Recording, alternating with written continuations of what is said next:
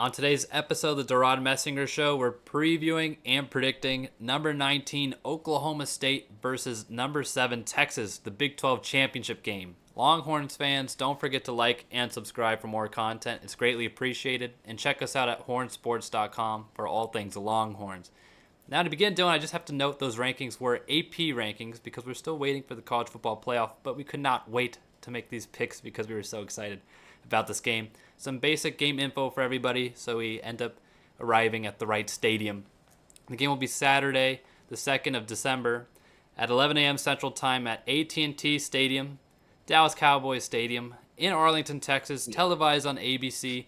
Texas, Dylan, is favored by 15 points. Maybe surprising, maybe not if you've done your research. Dylan, what do you think about Oklahoma State in your scouting report? Yes, Devin, I know you'll talk about the offense, but it's eerily similar in a way to Tech in the case of they got a good running back, and then everything else they've just kind of put together with, kind of They've been some existing. patches. There's a hole in the tire, and they just keep putting Tape. glue over it or tape over it. Yeah, so it's been rough But because when you look at this defense, we joke, but they've still gotten this far. oh, I know, and I think the biggest thing in their case is they've had those games where they just something happens. They had a Yeah. weird loss beginning of the season to South Alabama, followed it up with a close loss to Iowa State, Yep. and then just got dismantled by UCF. Yeah, I was about to mention the UCF one. That's very out of character when you look at their schedule. Of course, Yeah. the South Alabama loss is a pretty bad loss. But, Dylan, in terms of coaches that you want to have making adjustments, Mike Gundy, that man can game plan and make adjustments like nobody else. Because you could argue this Oklahoma State team, Dylan, of course, Ollie Gordon aside, is not as talented as they've been in years past. And when he has the talent, he's made things work. But this might be one of his better coaching jobs. Just getting to the Big 12 championship, as you said, on a tire with punctured holes. We'll see. Never want to be coaching against Gundy, let me say that. And I think this is weirdly enough, I think this is a big game for Sark because I don't know how you feel about this, Devin, but it's still up in the air in the sense of who would you rather have as your coach, Mike Gundy or Sark? Sark's definitely got the more talent. He's at UT, right? You're going to get better players, but this is Sark's chance to really cement like he is one of the better coaches in college football, right? By beating somebody like Gundy who knows how to coach his players. He's always had a good feel of who his team is. And how Oklahoma State is they're going to want to run the ball on you and create turnovers from the pressure that they're going to create with this defense, Devin. Because when you look at their impact players as they've got in their linebacking core, which is going to be the staple of the kind of their defense, is going to be sophomore linebacker Nicholas Martin. Remember that name because he leads the Big 12 in total tackles with 120. He's got 6 sacks on the season, which is tied for the most on the team. 1 interception, a forced fumble, and 16 tackles for a loss. So he is somebody that likes to wreak havoc in that opposing backfield for the offenses as well, paired with junior linebacker Colin Oliver, Devin, who's got 6 sacks as well, 4 forced fumbles, and 5 passes defended. And then you've got senior linebacker Xavier Benson on the other side. So these linebackers, they love to just throw them at the quarterback, see what happens, and force some errors. So that's going to be a big thing for Yeah. Ewers in this game. And I just wanted to add that in Sark's weekly press conference leading up to the Oklahoma State game on Monday, he did note, other than Ollie Gordon, he was asked what is he worried about, what position group or player has him concerned, and he said the Oklahoma State linebacking core is that group. But he said not only that, he said they're likely the best linebacker crew that they have faced in the Big 12 this season and likely in the conference. So definitely, as Dylan mentioned, those guys are the guys' names that you're going to be hearing a lot of. Oliver and Martin, especially. They've done great things in the linebacker crew. But I'll let you continue on.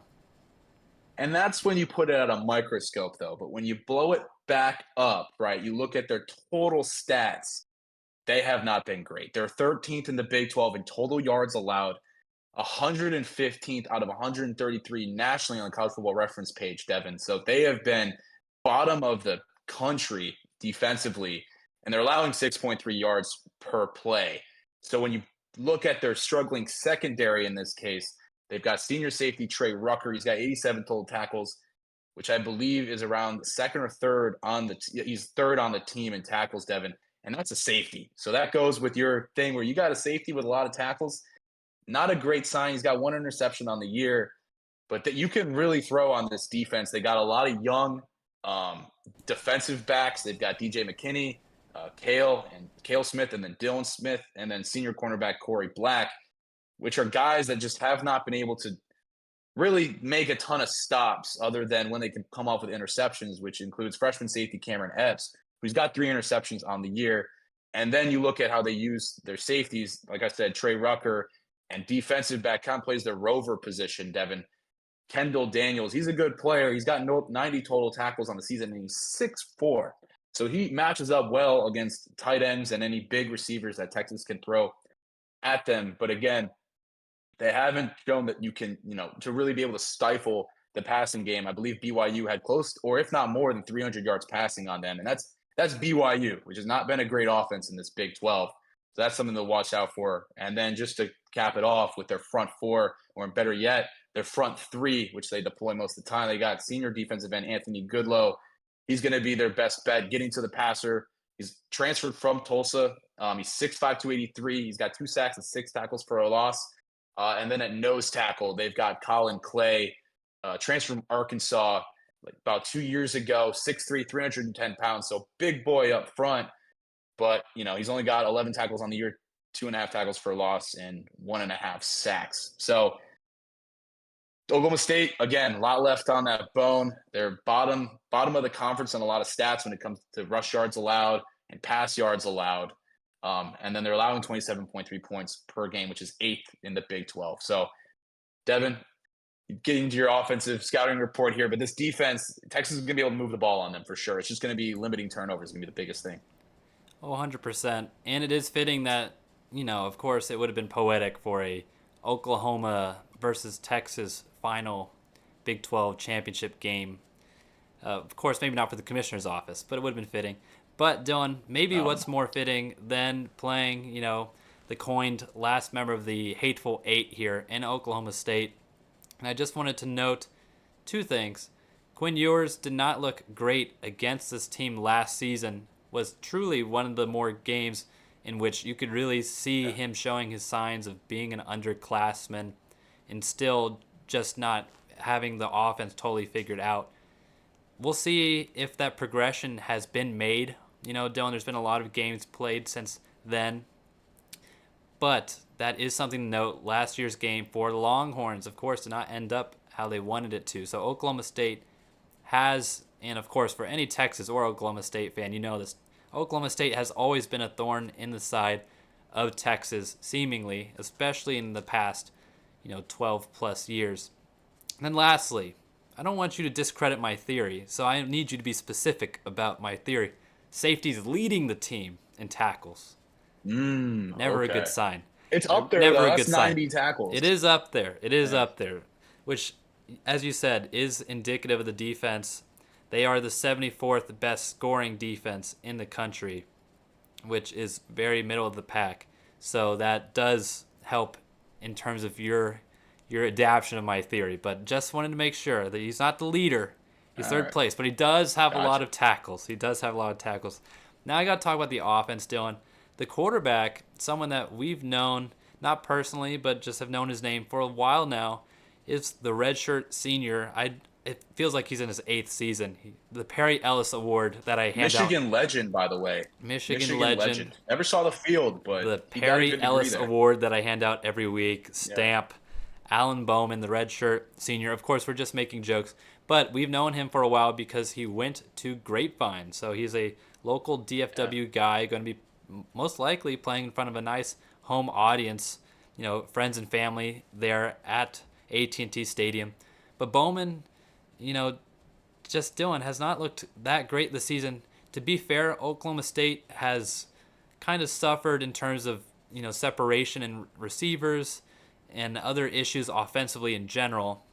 But Bowman has not looked too great this season. He has passed for nearly 3,000 yards, and you'd expect, if not against Texas in the bowl game, he will eclipse that 3,000 mark. But right now he's at 2,808 yards.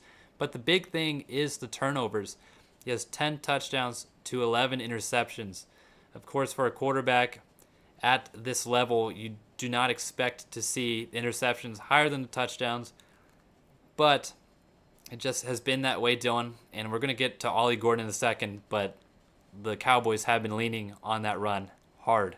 Now, I said the receivers haven't helped him too much, but the top two guys for Oklahoma State are 5'8" Brennan Presley with 76 catches, 746 yards, and 5 touchdowns.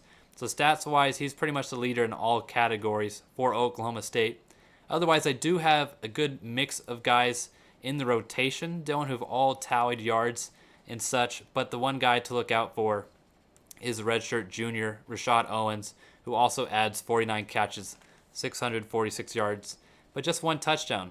The real thing is scoring production in the receiving core has not been there, other than Presley's, like I said, 5 touchdowns.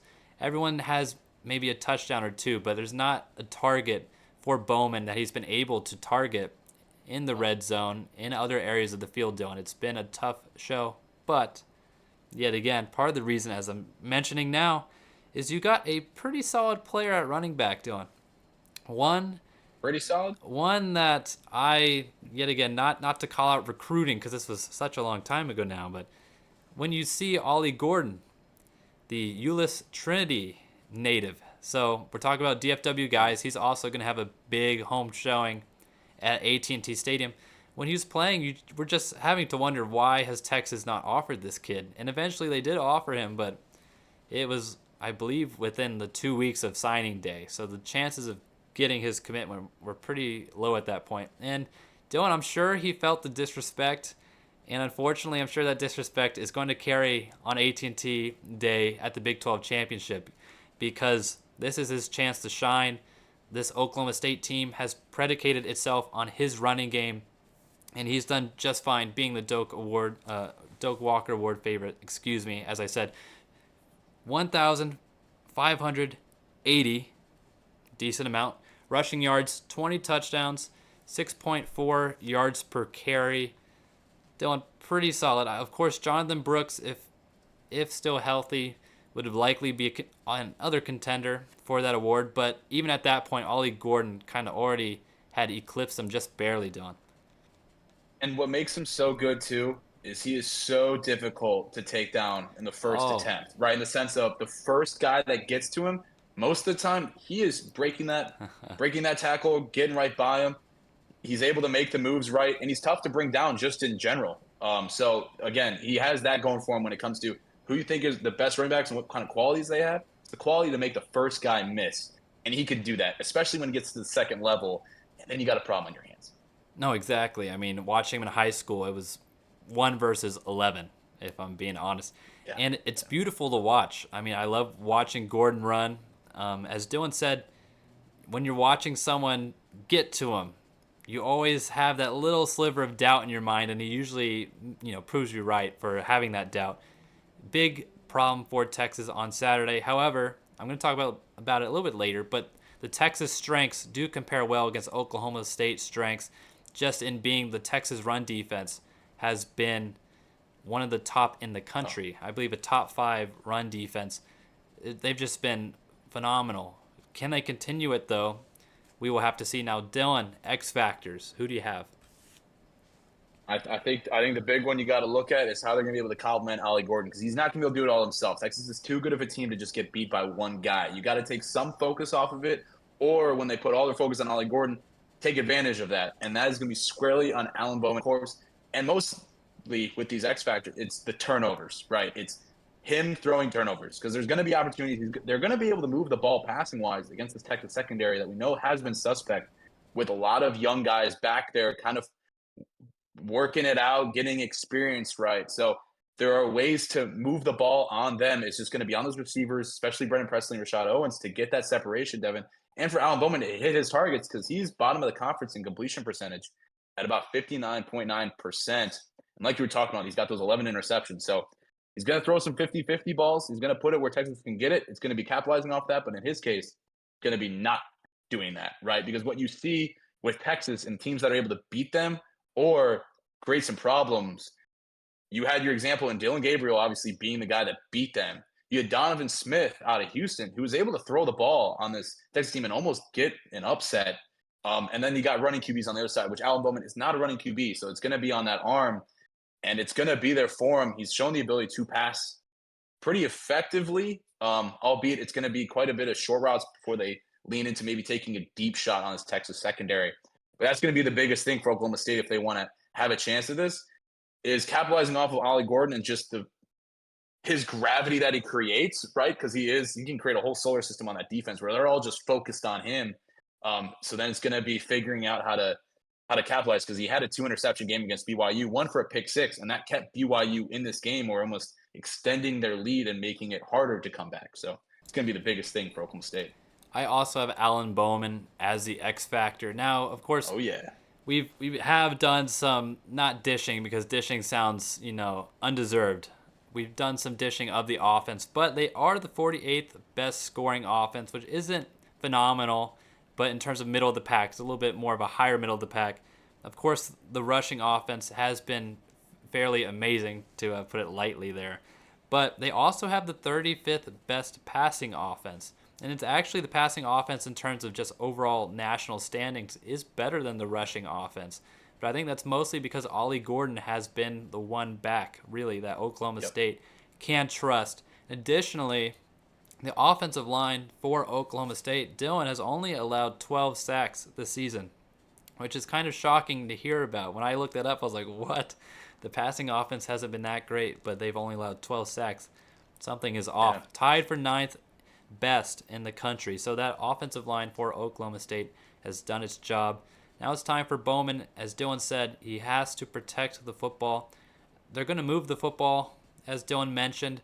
He has a decent amount of yards on the season. The completion percentage isn't there, but don't expect anything too dangerous to be asked of him from Gundy.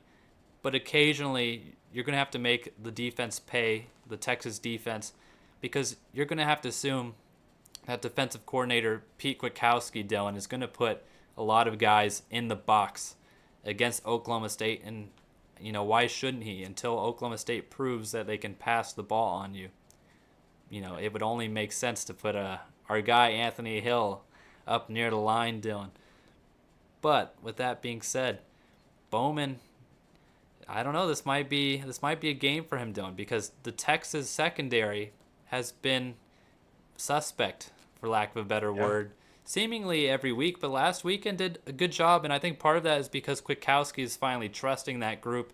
If you watch the Texas Tech game, I know the quarterback Morton, of course, is still a pretty young quarterback and still getting his grip on college football, but you have seen that the Texas coaches have been trusting the secondary to press up a little bit more, and that's really helped in recent weeks. So we'll have to see how they fare. It helps when that front four is getting pressure, though, because Morton was not comfortable at all that entire time.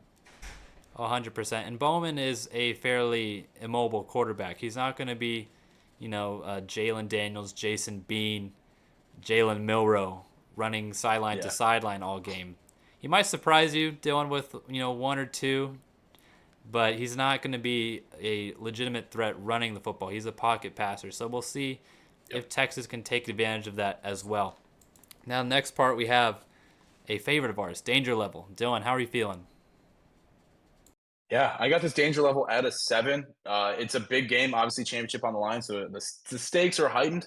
I also think Texas, I'm sure they'd want to play, from a spectator's point of view, Oklahoma versus Texas would be a great matchup. But in this case, this Texas defense, they got lucky because they do not stack up well against Oklahoma. Oklahoma has the tools to beat them just with the personnel that they have and how they match up. So in a way, Oklahoma State is the better matchup for Texas. Now they still have to execute just because Oklahoma State is a run-heavy team. But they also, I think the biggest thing with Gundy, Devon, is this could be a very average team, bottom tier in certain aspects, specifically defensively at times. But they know how to win. Gundy knows how to win games.